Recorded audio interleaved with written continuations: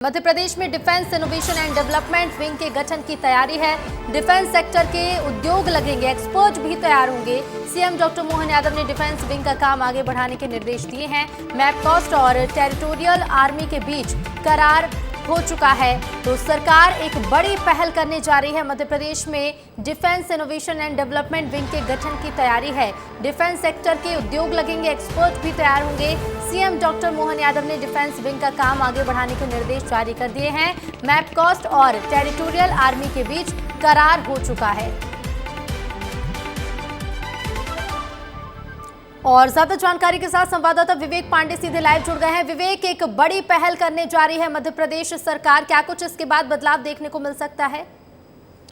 देखिए, मध्य प्रदेश में तत्कालीन शिवराज सरकार ने डिफेंस सेक्टर को बढ़ावा देने का फैसला किया था और लगातार केंद्रीय रक्षा मंत्रालय से इस बात की चर्चा चल रही थी कि मध्य प्रदेश में डिफेंस सेक्टर को सबसे ज़्यादा मजबूती से कायम किया जाए। उसके लिए टेरिटोरियल आर्मी के साथ मैपकास्ट का करार हो चुका है, यानी कि MOU हो चुका है और मैपकास्ट के जरिए ही टेरिटोरियल आर्मी R&D करेगी, यानी कि रिसर्च एंड डेवलपमेंट विंग तैयार करेगी। भोपाल में इसका हब तैयार होगा और सबसे महत्वपूर्ण बात है कि इसमें कई कॉलेजों को भी शामिल किया जाएगा जो इस रिसर्च और डेवलपमेंट में काम करेंगे। और इसके अलावा AI को भी इसमें इंक्लूड किया गया है। AI की लैब तैयार की जाएगी और सरकारी उपक्रमों में किस तरीके से रक्षा उपकरणों का इस्तेमाल किया जा सके, इसके लिए बेहतर तरीके से टेरिटोरियल आर्मी मदद करेगी। रिसर्च एंड डेवलपमेंट विंग तैयार की जाएगी, जिसके जरिए देखा जाएगा कि किन हिस्सों में कौन कौन से उपकरण को और भी एडवांस किया जाएगा। इसके लिए भोपाल में एक यूनिट तैयार की जाएगी।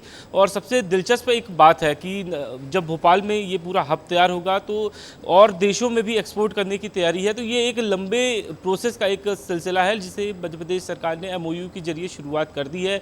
टेरिटोरियल आर्मी की निगरानी में मैपकास्ट और RGPV कॉलेज के जो कॉलेज है, जो स्टूडेंट है, वो इससे जुड़ के और R&D का काम करेंगे। और आने वाले समय में जब AI का इतना जिक्र हो रहा है, AI इतना इस्तेमाल हो रहा है, तो फिर डिफेंस क्षेत्र में AI का कितना इस्तेमाल होना चाहिए, क्या क्या उपकरण तैयार किए जा सकते हैं, किस तरीके से इसका इम्प्लीमेंटेशन हो सकता है, इन तमाम विषयों को ध्यान में रखते हुए जो टेरिटोरियल आर्मी है वो पूरी तरीके से गाइड करेगी। और इस सेक्टर को मध्य प्रदेश में मजबूती से तैयार करने के लिए ये पूरी कवायद सरकार की तरफ से की गई है। लंबे समय से ये चर्चा चल रही थी कि मध्य प्रदेश में इस तरीके का हब बनाया जाएगा, लेकिन भोपाल के अलावा कई और शहरों को भी चुना गया था। ग्वालियर उनमें से एक है, लेकिन आखिरकार रक्षा मंत्रालय की तरफ से भोपाल में सहमति बन गई है और MP मैपकास्ट नोडल विंग होगा जो RGPV और टेरिटोरियल आर्मी के साथ ये पूरे जो डिफेंस इंक्यूबेशन सेंटर बनेंगे उस पर पूरी तरीके से उसकी निगरानी होगी। भोपाल में एक यूनिट बनाने की तैयारी तो है विवेक, लेकिन इसके साथ ही ये भी बताइएगा कि सरकार का जो ये फैसला है,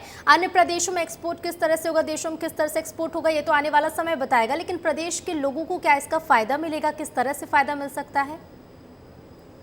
देखिए, सरकार ने तकनीक के साथ बढ़ने के अलावा यहाँ के जो युवा हैं उन्हें अगर डिफेंस सेक्टर में लेकर जाना है, डिफेंस टेक्नोलॉजी में लेकर जाना है, तो इसके लिए टेरिटोरियल आर्मी बेहतर